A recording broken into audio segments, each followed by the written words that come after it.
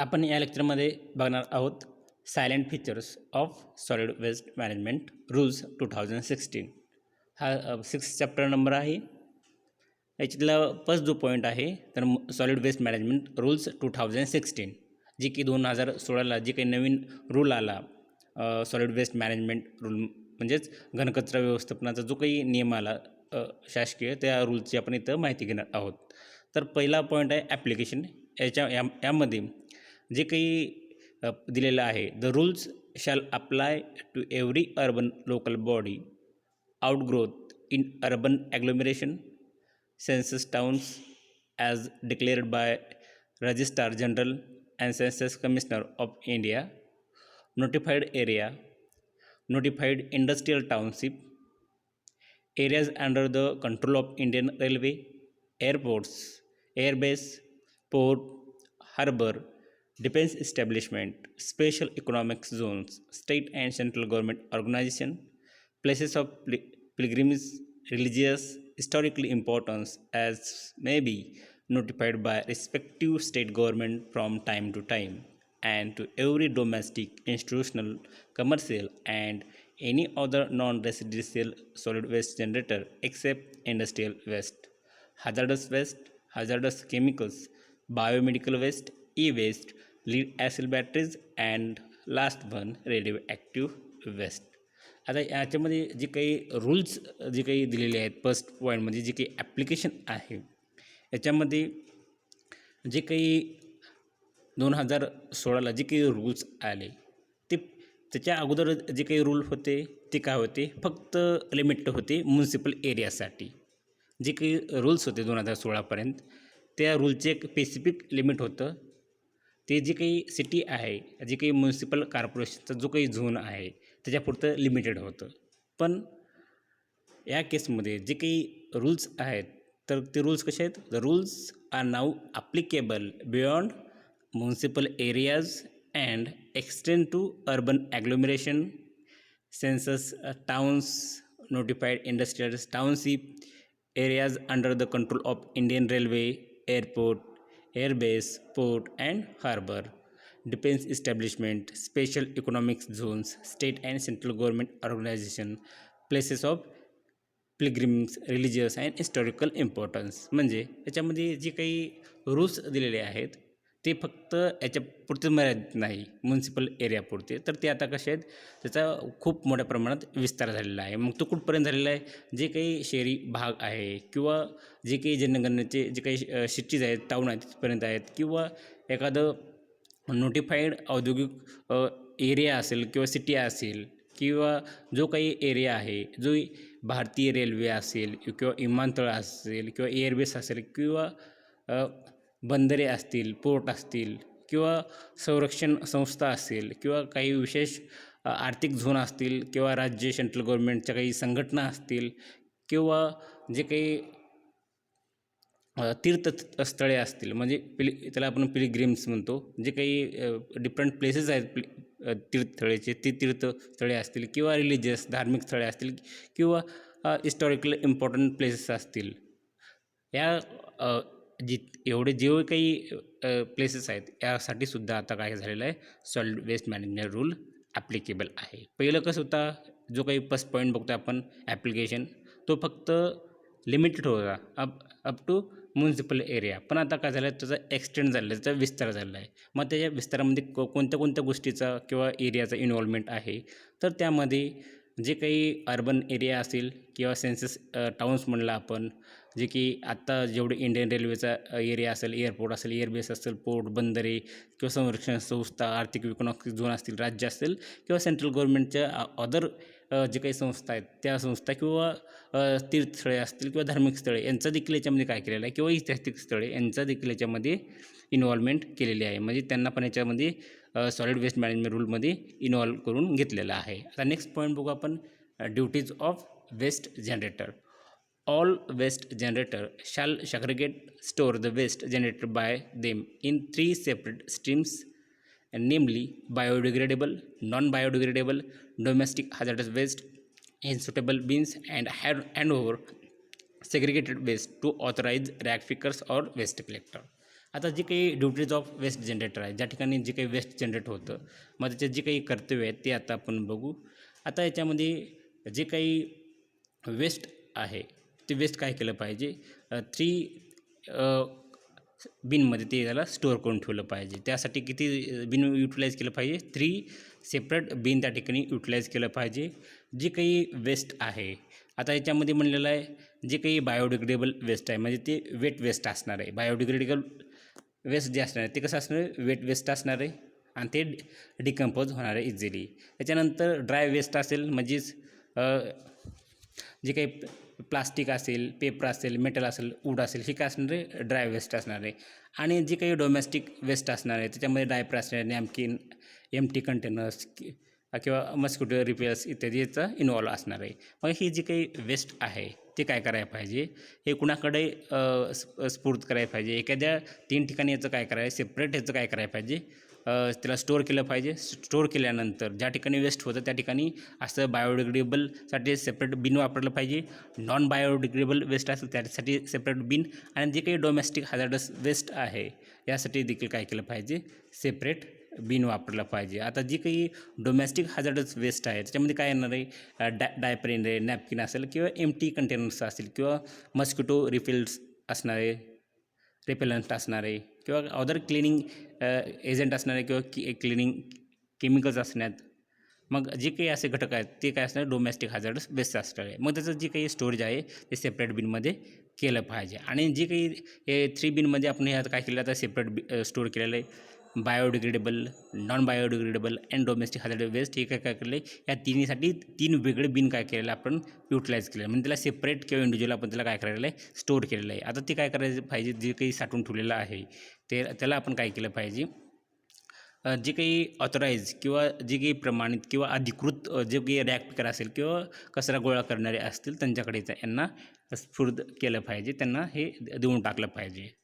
तर ह्या first point, shall wrap securely the use sanitary waste like diaper, sanitary pads etcetera in the pouches provided by manufacturer or brand owner of this product or in suitable wrapping material and shall place the same in the bin mean for dry waste और non biodegradable waste. आता जे काही उदाहरणार्थ sanitary napkin आहे ते काय करायला पाहिजे, किंवा म्हणजे जे काही सॅनिटरी वेस्ट आहे त्याच्यामध्ये डायपर असतील किंवा सॅनिटरी पॅड्स असतील, मग हे काय करायला पाहिजे, जे काही पाउचेस असतात, जे की जे उत्पादक कंपनी आहे किंवा ब्रँड ओनर आहे ते काय केलं पाहिजे, त्याने जे काही मटेरियल दिलेलं आहे त्याच्यामध्ये व्यवस्थित प्रॉपरली त्याला गुंडाळलं पाहिजे. आणि गुंडाळून त्याला त्याच्या जे काही सेपरेट बिन आहे त्या बिनमध्ये टाकलं पाहिजे. तर अशा पद्धतीने त्याचं स्टोअर केलं पाहिजे त्याला. Next, shall store separately construction demolition waste as and when generated and dispose of as per the construction and demolition waste management rule 2016. आता जे काही कन्स्ट्रक्शन अँड डिमोलिशन वेस्ट आहे ते पण काय करायला पाहिजे, सेपरेटली स्टोअर केलं पाहिजे ज्या ठिकाणी जनरेट होतं. आणि ज्या ठिकाणी हे जनरेट झालं मग ते कशा पद्धतीने त्याचं स्टोअर केलं पाहिजे किंवा त्याचा डिस्पोज ऑफ त्याची विल्हेवाट लावली पाहिजे. तर जो काही construction and demolition waste management rule आहे 2016 त्या पद्धतीनं त्याला काय केलं पाहिजे, त्याचं सेपरेट स्टोअर केलं पाहिजे आणि त्याचा डिस्पोज ऑफ केलं पाहिजे. Next, shall store horticulture waste, garden waste generated from his premises separately and dispose of as per the direction of local authority. आता जे काही हॉर्टिकल्चर वेस्ट असेल किंवा गार्डन वेस्ट असेल, जे काही वेस्ट जनरेट होतं एखाद्या पर्टिक्युलर प्रिमाय एरियामधून, ते त्याला सेपरेटली स्टोअर करून ठेवलं पाहिजे. त्याच पद्धतीनं त्याची जी काही विल्हेवाट आहे, जी काही लोकल ऑथॉरिटी आहे, जी काही स्थानिक संस्था आहे त्यांनी जी काही नियमावली दिलेलं आहे त्याच्यानुसार त्याचं विल्हेवाट केलं पाहिजे. Next, shall not throw, burn or bury the solid waste generated by him on street, open public places, outside his premises or in the drain or water body. आता जे काही एखादा पर्सन आहे त्या पर्सननी काय केलं पाहिजे, no person should throw, burn, bury the solid waste generated by him on street, open public places, outside his premises or in the drain or water body. आता एखाद्या व्यक्तीनं जे काही वेस्ट जनरेट केलेलं आहे त्यांनी ते फेकलं नाही पाहिजे किंवा जाळलं नाही पाहिजे किंवा त्याला पुरलं नाही पाहिजे. मग जे काही वेस्ट त्यानं जनरेट केलेलं आहे परत त्यांनी आणखी काय नाही केलं पाहिजे, जे काही कचरा आहे ते एखाद्या रस्त्यावरती किंवा एखाद्या ओपन पब्लिक प्लेसवरती म्हणजे एखाद्या उघड्या जागेवरती किंवा त्याच्या जवळच्या प्रिमासमध्ये नाही फेकलं पाहिजे किंवा एखाद्या ड्रेनमध्ये किंवा वॉटर बॉडीमध्ये त्याला फेकून नाही दिलं पाहिजे. Next point, such shall pay such users fee for solid waste management as specified in the bylaws of the local bodies. आता जे काही वेस्ट जनरेटर आहेत त्यांनी त्याची जी काही युजर फी आहे त्यांनी पे केली पाहिजे किंवा दिली पाहिजे. कुणाला दिली पाहिजे? जे काही सॉलिड वेस्ट मॅनेजमेंट बॉडी आहे किंवा टीम आहे त्यांना दिली पाहिजे. जे काही नियमावली आहे, जे काही रूल्स आहेत ते कशामध्ये दिलेले आहेत, जे काही नियमावली असतील स्थानिक ऑथॉरिटीची किंवा त्या मंडळाची त्याच्यामध्ये दिलेली असते त्याच्यानुसार त्यांनी पे केलं पाहिजे. Next, no person shall organise an event or gathering of more than 100% at any unlicensed place without intimating the local authority at least 3 working days in advance. Such person or organization of such event shall ensure segregation of waste at source, handing over of segregated waste to waste collector or agency as specified by local authority. आता एखादा व्यक्ती आहे त्यांनी कुठलाही जो काही program असेल किंवा एखादा कार्यक्रम असेल त्या ठिकाणी जे काही व्यक्ती जमा होणार आहेत ते 100 व्यक्तीपेक्षा जास्त नसू नये. मग त्या ठिकाणी मग जी काही त्या ठिकाणी जर जमवायचं असेल तर त्यांनी काय केलं पाहिजे, त्या ठिकाणी जे काही परमिशन घेतले पाहिजे, जे काही लोकल बॉडी असेल, लोकल ऑथॉरिटी असेल त्याच्याकडून ते काय केलं पाहिजे, त्याच्यासाठी परमिशन घेतलं पाहिजे. आणि जे काही वेस्ट त्या ठिकाणी जनरेट होणार आहे ते कसं केलं पाहिजे, त्याचं सेग्रिगेशन केलं पाहिजे. त्या वेस्टच्या सोर्स ज्या ठिकाणून जनरेट होतं त्या ठिकाणून म्हणजे सोर्सच्या ठिकाणी त्याचं सेग्रिगेशन केलं पाहिजे. आणि जे काही वेस्ट सेग्रिगेट केलेलं आहे ते काय केलं पाहिजे, हँडओव्हर केले पाहिजे, म्हणजे त्याला स्फूर्त केलं पाहिजे. मग कुणाकडे तर जी काही वेस्ट कलेक्टर आहे म्हणजे कचरा गोळा करणारे किंवा एखाद्या एजन्सी असेल लोकल बॉडीची ज्याकडे त्याला कचऱ्याला हँडओव्हर केलं पाहिजे. नेक्स्ट पॉईंट आहे, every street vendor shall keep the suitable container for storage of waste generated during the course of his activity, such as food waste, disposable plates, cups, cans, wrappers, coconut shells, leftover food, vegetable, fruits, etc., and shall deposit such waste at the waste storage depot or container or vehicle as notified by local authority. आता जे काही vendor आहेत मग त्या ठिकाणी जो काही waste generate होणार आहे त्यांनी काय केलं पाहिजे, त्याला सेपरेटली एखाद्या ठिकाणी स्टोअर करून ठेवलं पाहिजे. जी काही ते त्यांना जो काही ॲक्टिव्हिटी करणार आहे त्या ॲक्टिव्हिटीमधून जे काही वेस्ट जनरेट होणार आहे, उदाहरणार्थ फूड वेस्ट असेल किंवा डिस्पोजेबल प्लेट असतील, कप असतील, कॅन असतील, कोकोनट शेल असतील किंवा लेफ्टओव्हर फूड असेल, व्हेजिटेबल असेल, फ्रूट्स असतील इत्यादी याला काय करायला पाहिजे, त्याला सुटेबल कंटेनरमध्ये त्याला स्टोरेज केलं पाहिजे. आणि अशा प्रकारचं जे काही वेस्ट आहे तर ते काय करायचं, shall deposit such waste at waste storage depot or container. अशा प्रकारचं जे काही वेस्ट आहे त्याने कुठं डिपॉझिट करायला पाहिजे, ज्या ठिकाणी वेस्ट स्टोरेज डिपो आहे त्या ठिकाणी केलं पाहिजे किंवा कंटेनर असेल किंवा व्हेकल असेल त्या ठिकाणी ते डिपॉझिट केलं पाहिजे as per the notified by local authority, जे की लोकल ऑथॉरिटीने ते मेन्शन केलेलं असतं. Next, all resident welfare and market association gated communities and institution with areas greater than 5,000 square meter and all hotel restaurants shall within 1 year from the date of notification of these rules and in partnership with the local authority ensure segregation of waste at source by generator as prescribed in these rules, facilitates collection of the segregated waste in separate streams, hand over the recyclable material to either authorized waste picker or authorized recycler.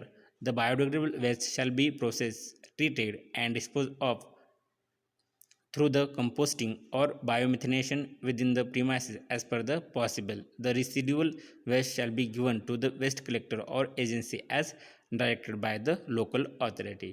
आता यामध्ये जे काही resident आहेत सर्व प्रकारचे, जे काही market associations असतील किंवा गेटेड कम्युनिटीज असतील कम्युनिटीज असतील किंवा इन्स्टिट्यूशन असतील जे की त्यांचा एरिया 5,000पेक्षा जास्त आहे त्याच्यामध्ये, आणि तसेच जे काही हॉटेल आहेत, रेस्टॉरंट आहेत, तर त्यांनी काय केलं पाहिजे, जी काही सेग्रिगेशन वेस्ट सेपरेशन आहे म्हणजेच सेग्रिगेशन आहे त्या सोर्सच्या ठिकाणी केलं पाहिजे.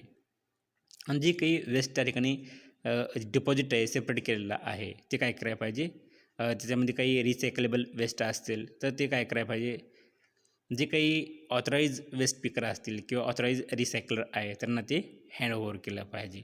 तसेच जे काही बायोडिग्रेडेबल वेस्ट आहे त्याच्यावर प्रोसेस करायला पाहिजे, ट्रीटमेंट करायला पाहिजे आणि त्याचं शेवटी डिस्पोजअप करायला पाहिजे. आणि ते डिस्पोजअप कशाच्या माध्यमातून करायला पाहिजे, कंपोस्टिंगच्या किंवा बायोमिथेनेशनच्या या प्रोसेसमधून केलं पाहिजे त्याच्या प्रिमायसिसमध्ये शक्यतो.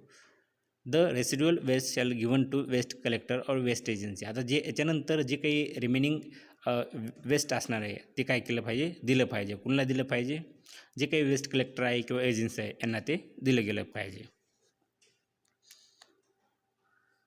Next point, duties of ministry of urban development. आता जी काही मिनिस्ट्री आहे त्यांचे जे काही urban duties of ministry of urban development.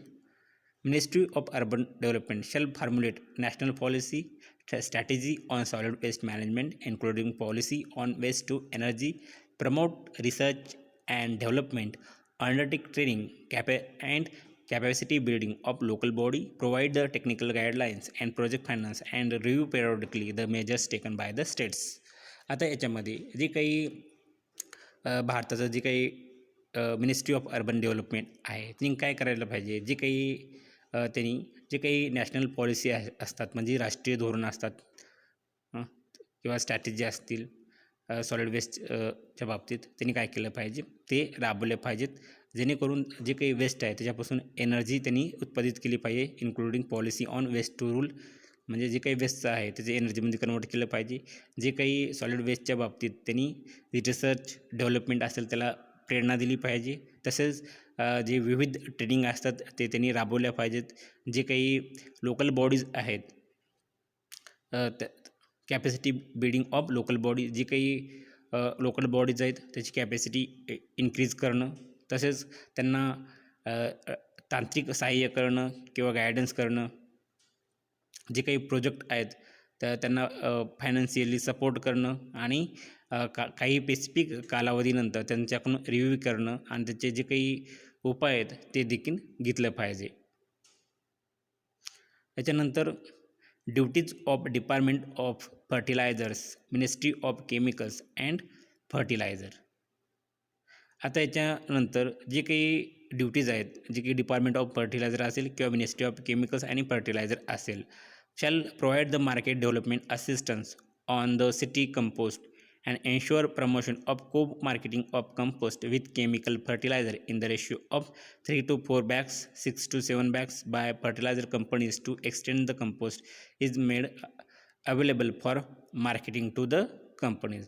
आता जे काही फोर्थ पॉईंट आहे जो की duties of department of fertiliser आहे किंवा ministry of chemicals and fertiliser आहे, त्यांनी जे काही त्या ठिकाणी काय करायला पाहिजे, एक असिस्टन्स त्या ठिकाणी डेव्हलपमेंट करायला पाहिजे, मग एक सहाय्य त्या ठिकाणी डेव्हलप करायला पाहिजे, जेणेकरून जे काही सिटी आहे ते सिटी कंपोस्ट आणि तिथलं जे काही मार्केटिंग कंपोस्ट असेल त्या ठिकाणी त्याला प्रमोशन मिळेल किंवा त्यांना ऊर्जा मिळेल, अशा प्रकारची त्यांनी काय करायला पाहिजे त्या ठिकाणी डेव्हलपमेंट केली पाहिजे.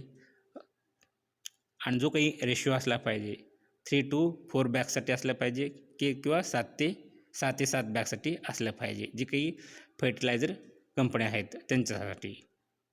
केमिकल फर्टिलायझर असतील तर त्याच्यासाठी जो काही रेशिओ मेंटेन केलेला आहे तो 3 ते 4 बॅग्स आहेत आणि 7 ते 7 बॅग्स जे आहेत तर ते कोणासाठी आहेत, फर्टिलायझर कंपनीज आहेत. आणि केमिकल फर्टिलायझर आणि फर्टिलायझर कंपनी असं यांच्यासाठी वेगवेगळेच रेशिओ दिलेला आहे. असं जी काही एक्सटेंट आहे ते जे काही मार्केट कंपनी आहेत त्याच्यासाठी तिथं ठिकाणी अवेलेबल करून दिलेले आहेत.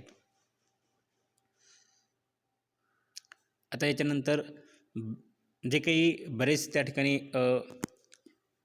डिफरंट रूल्स आहेत, उदाहरणार्थ duties of ministry of power आहे, duties of ministry of agriculture government of India, त्याच्यानंतर duties of ministry of new and renewable energy source आणि जो काही duties of secretary in charge urban development in the state and union territory and duties of secretary in charge of village panchayat और rural development department in the state and union territory. And next, duties of central pollution control board, duties and responsibilities of local authority and village panchayat or census town and urban agglomeration.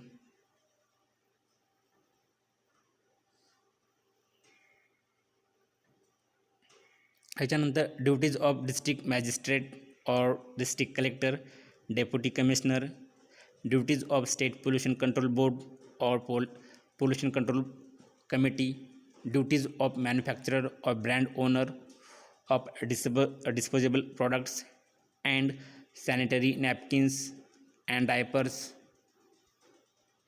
Duties of industrial units located within 100 km from the RDF and waste to energy plants based on solid waste.